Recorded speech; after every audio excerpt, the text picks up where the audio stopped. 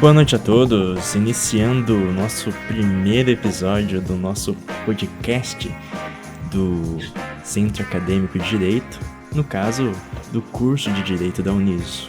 Meu nome é Samuel, eu sou do Centro Acadêmico e hoje do meu lado está minha colega Bianca. Tudo bem, Bianca? Tudo bem, Samuel, e você? Boa noite a todos, eu sou a Bianca, estou no segundo semestre de Direito da Uniso e eu também faço parte do Centro Acadêmico. Hoje estamos aqui entrevistando a doutora Silvana Gabaldo. Como você tá? Oi, boa noite, eu estou bem, e vocês? Bem também.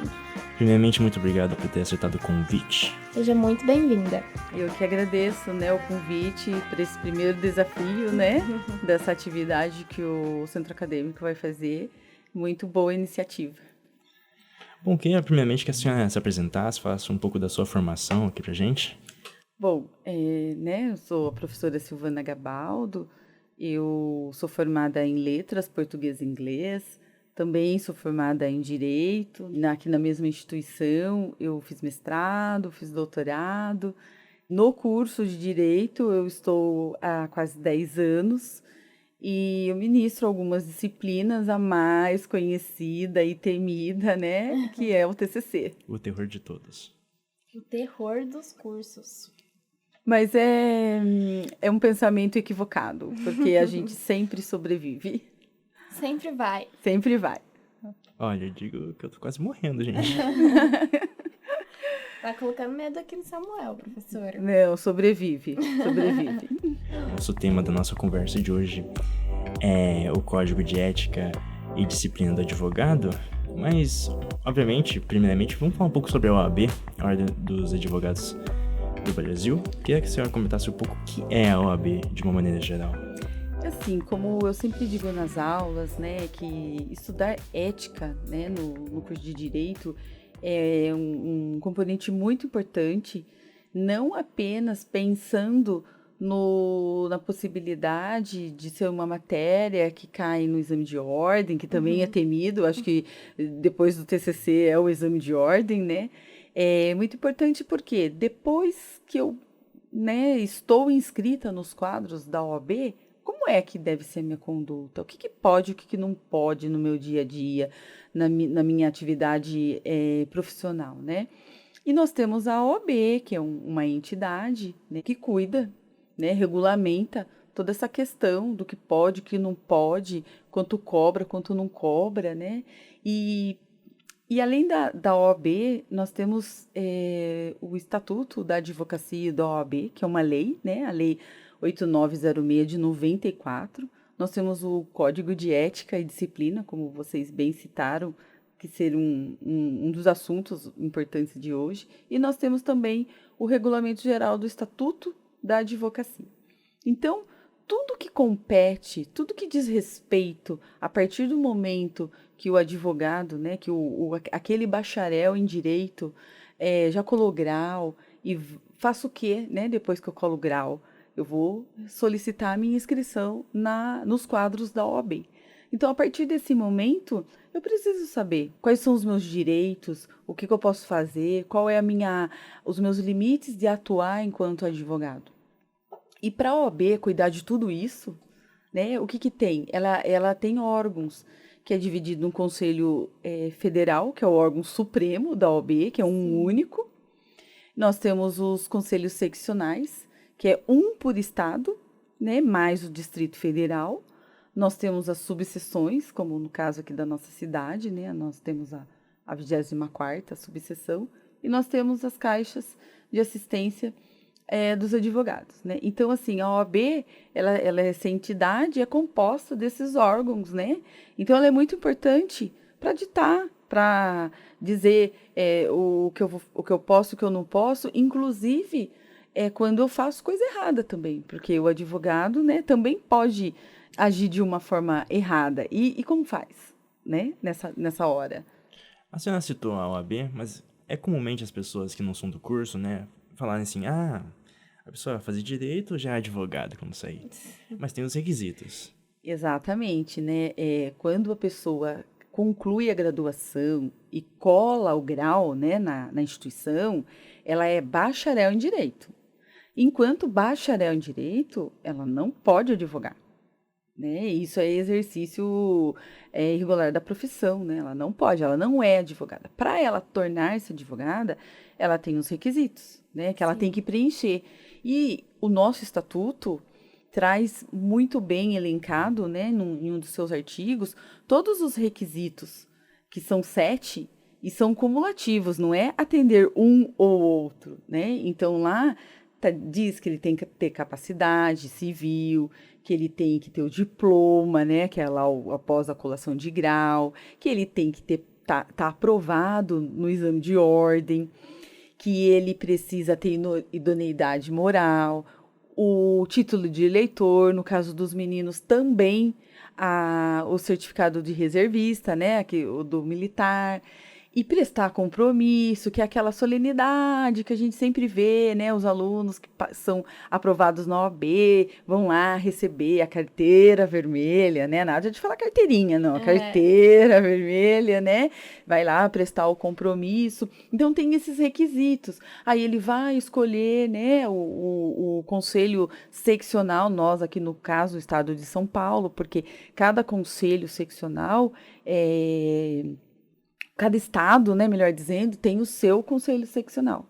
Então, ele vai solicitar a inscrição principal nesse conselho. Só que a gente tem umas regrinhas que ele pode ter uma suplementar. Ah, mas quando isso ocorre, né, professora?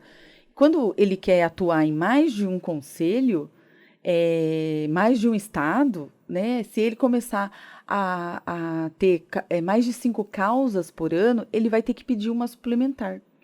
Então, ele vai pagar no conselho seccional, né, da principal e também lá no conselho seccional que ele tiver a carteirinha suplementar. Igual a senhora falou da OAB, que também o advogado pode fazer algo errado e a OAB cuida disso. Quais são as infrações e sanções disciplinares da OAB? A OAB, ela prima muito por esse trabalho zeloso, de boa fé, né, de um trabalho ético do advogado, né, enquanto ao atendimento aos seus clientes, a sua atuação. Aí o que acontece? No estatuto da OAB, um inciso, né, um artigo com vários incisos que cuida especificamente das infrações e das sanções.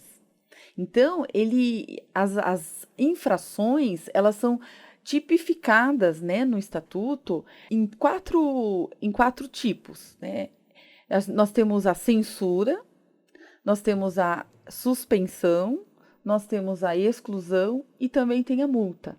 Então, dependendo do tipo de infração que o advogado cometer ao longo ali do seu dia a dia, né, vai sofrer um processo disciplinar, que é o Tribunal de Ética e Disciplina que julga, e vai ser atribuída uma sanção. A gente não fala de pena, porque não é um crime, né, que ele está cometendo. Ele está infringindo as regras que essas 3 normas aqui dispõem. Então, a censura ela é mais leve, a suspensão já envolve, por exemplo, receber, o cliente quer saber como é que ficou, não prestou as contas, ou deixou de pagar a anuidade, ele também pode ser suspenso, né? Aí, no caso da exclusão, ele deixa de ser advogado. Nossa, ele deixa de ser advogado? Deixa de ser advogado, porque é a sanção, né, mais séria, mais dura. Sim. Então, ele é excluído dos quadros da OAB. Então, ele deixa de ser advogado. Ele vai poder voltar um dia? Um dia ele pode, mas tem todo um critério, uma regrinha a ser seguida, né? E a gente tem a multa. A multa é bem interessante, porque ela não pode ser aplicada sozinha. Ela pode ser aplicada junto com a censura ou junto com a suspensão. E dependendo da situação, ela é estipulada entre um valor da anuidade até 10. Hoje é quase R$1.000 a anuidade no Conselho Seccional aqui do estado de São Paulo. Quase nada.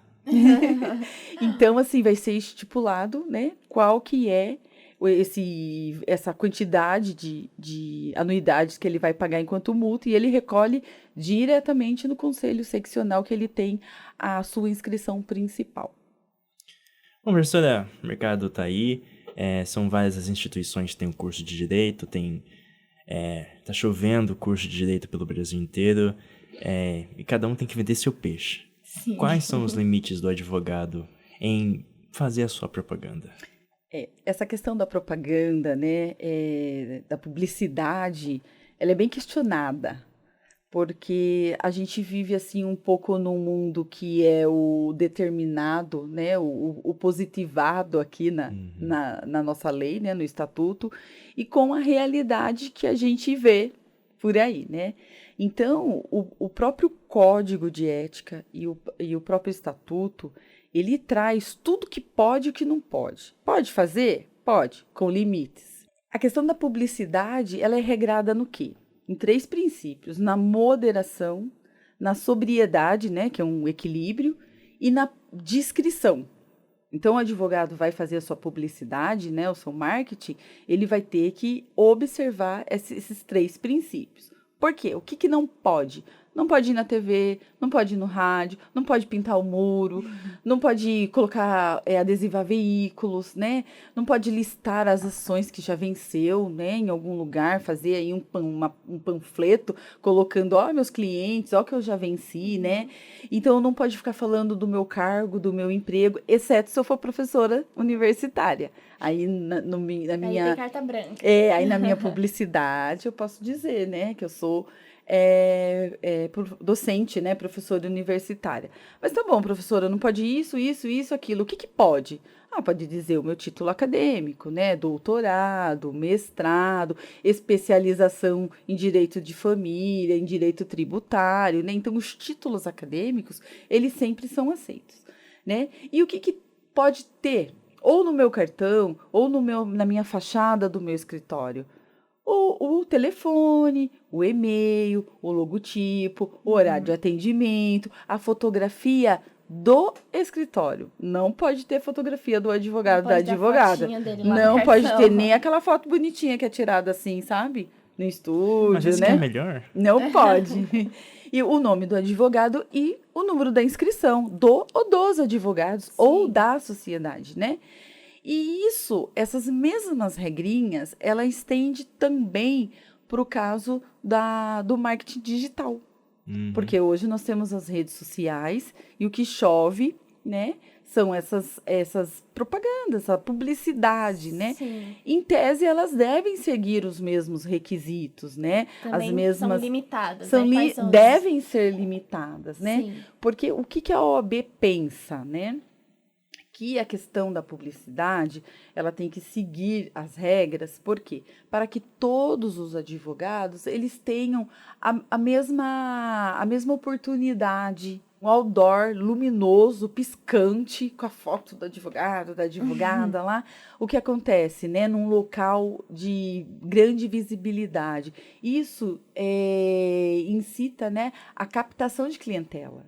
E não existe, não pode, né? A OAB não gosta dessa questão que o advogado use também a própria advocacia como uma mercadoria, uma mercantilização, e que saia à procura de clientes, né? Sim. Tentando sair uma luta diária ali para angariar, né? Aumentar a sua lista de clientes, né? Então, o advogado nunca pode se promover, nem pessoal e nem profissional. Ele tem que se valorizar. Isso, a ideia é que o advogado não saia atrás de cliente, né? O cliente vem atrás do advogado. Sim. Então, os limites, tanto para publicidade impressa, de fachada, e como a digital, né? As mídias, eles têm que seguir as mesmas regras, os mesmos limites. Senhora, entrando um pouco na questão do advogado, fala um pouco do triage. Todo mundo sabe, o triage do advogado é aquele paletó, camisa social. Mas por quê? Por que exatamente. Tem que ter esse traje? Então, né, isso também é um assunto bem discutível entre os advogados, principalmente nos conselhos seccionais desses estados muito quentes, tipo Rio de Janeiro, né? Eles reclamam bastante dessa questão, mas o conselho seccional de cada estado, ele tem lá essa competência de tratar desse assunto, né? Mas qual é a ideia? A gente entende, é meio antigo, é cultural isso, né? Tratando o fórum como um lugar clássico, né? Um lugar formal. Então, já tem essa questão que como é que um advogado está compatível para estar naquele ambiente, para estar representando o seu cliente, para estar diante de juiz, de promotores, né, defensores e tudo mais. Aí vem essa questão dos homens estarem de terno e gravata. Como é que, que a pessoa pode estar devidamente vestida para tal?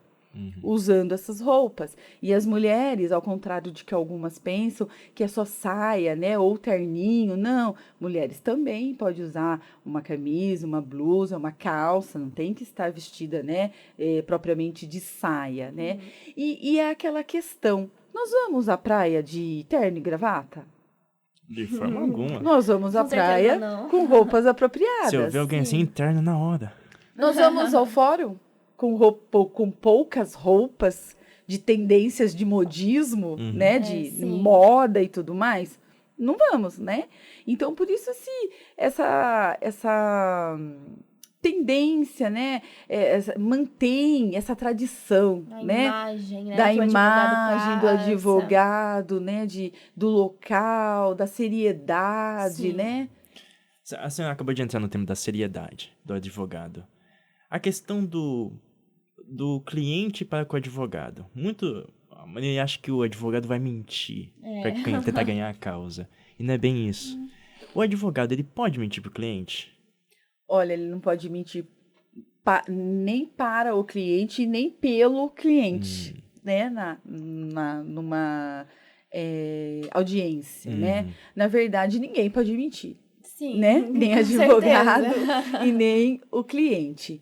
Porque a gente prima pelo princípio da boa-fé, da ética, né? Tanto que a gente fala tanto em ética profissional, Tanto em boa-fé, né? em que acredita no boa-fé, direito. seriedade. Então, o que pode acontecer? Se um advogado ou até mesmo cliente mentir, eles vão estar praticando crime de falso testemunho. E Sim. isso pode gerar outras implicações, né? Outros problemas. Outros né? problemas. Então, o código de ética, ele prima muito por essa questão, né? Não pode mentir, né? Não faz parte do que a conduta que a OAB espera do profissional. E, aliás, que o advogado representa, né? Ele faz parte da OAB. Bom, professora, muito obrigado pela presença. Nós agradecemos pela atenção que você teve com a gente, como o nosso projeto foi aqui nossa primeira entrevistada. É uma honra pra gente do Centro Acadêmico e do curso de Direito NISO. Muito obrigada mesmo, professora. Também agradecer a parceria e ajuda do curso de Jornalismo e Comunicação da Uniso. E esse foi o nosso episódio piloto. Primeiro podcast. Exatamente. Eu quero agradecer o convite, né? E me colocar à disposição para outras questões, outros pontos, dado que é muito assunto, né? É muita coisa. É código de ética, é regulamento, o que pega no exame de ordem, é o estatuto, né? É o nosso dia a dia. E eu agradeço e me coloco à disposição para outros episódios. Com certeza, será convidada novamente, não tenha dúvidas. Obrigada. Muito obrigado. Obrigada, e é isso, professora. valeu. Obrigada a todos. Tchau, tchau.